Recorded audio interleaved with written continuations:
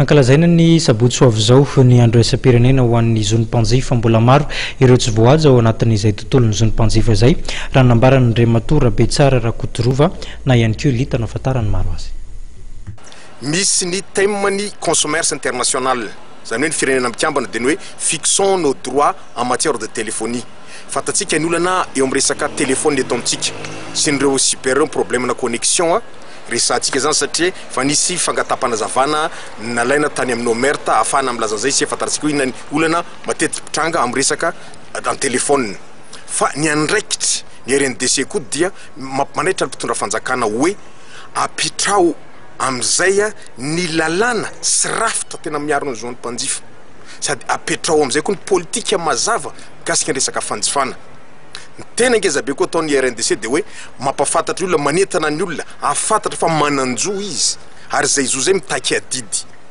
zay zany tsy maintsy ho apetraka fa io zany tsy misy tsy mpanjifa na iray aza ary zay foana tenena hoe le rafitra raha miteny an'izay dia hoe ministère zany na délégation nationale de la consommation